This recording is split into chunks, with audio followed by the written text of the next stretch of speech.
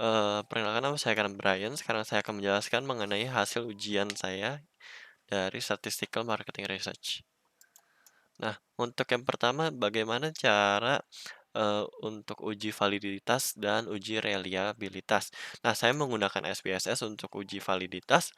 Nah, sebelum saya membahas uji validitas, yang harus diingat adalah, hasil dari kuesioner itu, bulir-bulir pertanyaannya itu jawabannya harus dimasukkan ke dalam Excel yang berformat XLS atau XLSX.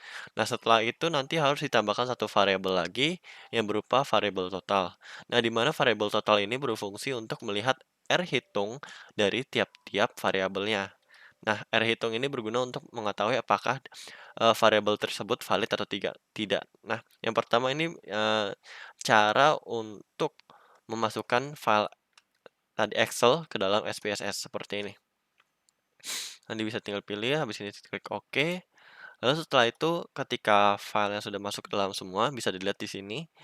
Lalu kita klik ke Analyze, habis itu pilih fungsi yang Correlate dan pilih fungsi yang Bivariate.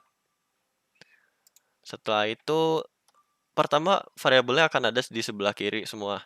Nah, eee, select all semuanya, lalu pindahkan ke variabel yang di sebelah kanan untuk diuji. Lalu pilih correlation coefficient-nya aku menggunakan Pearson dan test of significance-nya menggunakan Tutel.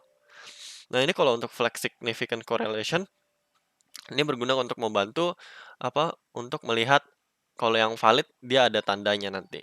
Tanda bintang, tanda kutip 1 atau kutip 2. Nah, seperti ini.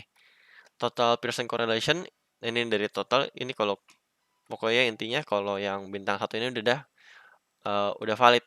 Nah, ini karena saya ada total N-nya itu 100, maka di sini nilai value dari R tabelnya itu adalah 0,19. Nah, jika R hitung lebih besar daripada R table, maka bisa dibilang bahwa eh, R value-nya ini, R hitungnya ini sudah valid. Nah, dilihat di sini R value-nya valid semua.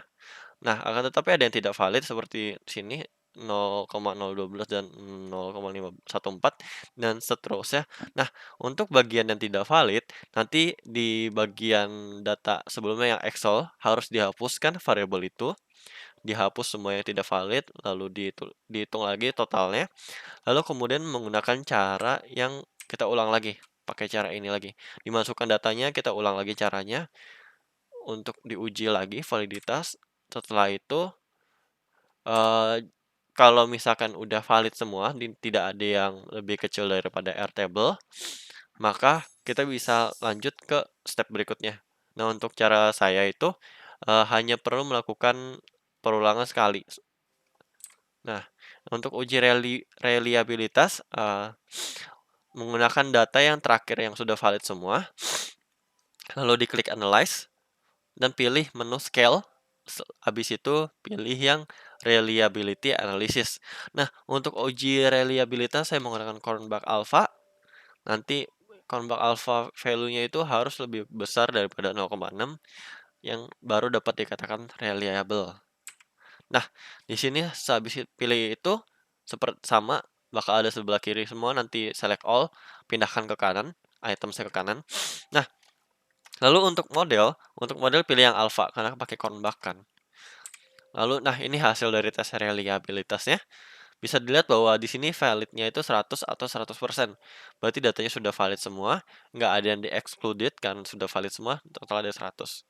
Nah, untuk nilai Cronbach alpha-nya itu ada sebesar 0,638, yang berarti sudah lebih besar daripada 0,6. Nah, end of item berarti variabel tersisa itu ada 19.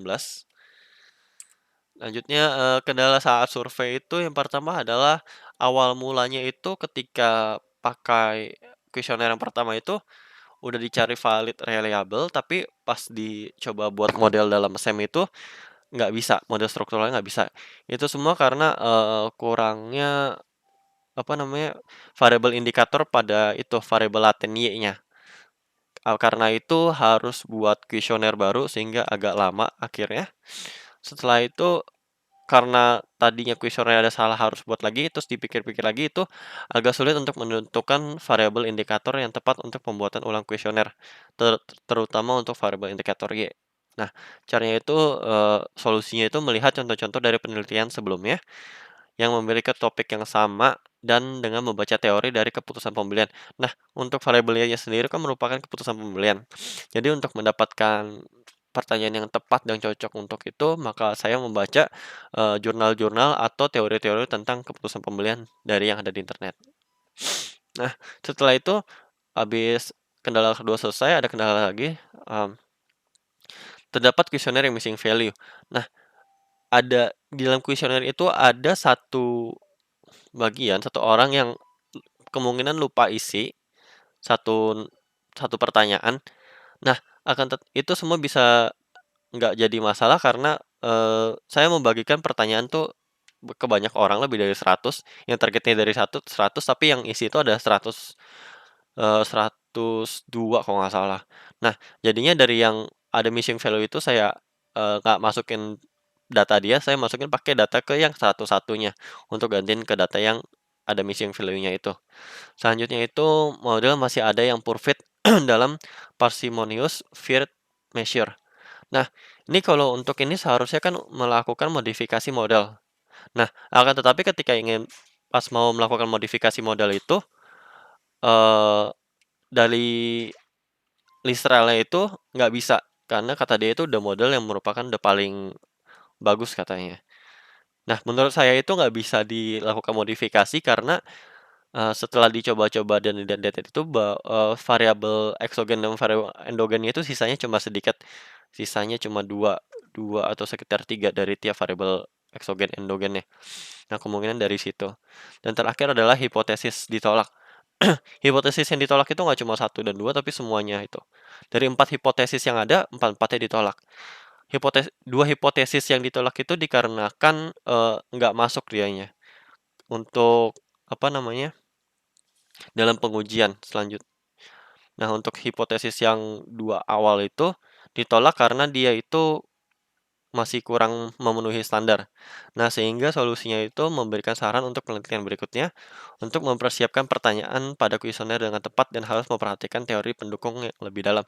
Nah, kenapa itu bisa terjadi? Kemungkinan karena, dari pertanyaan-pertanyaan, kuesionernya dan atau mungkin dari struktur dari kuesioner yang ada itu kurang mendukung, sehingga hasilnya itu tidak semaksimal yang diinginkan. Nah, sekian saja dari jawaban saya, terima kasih.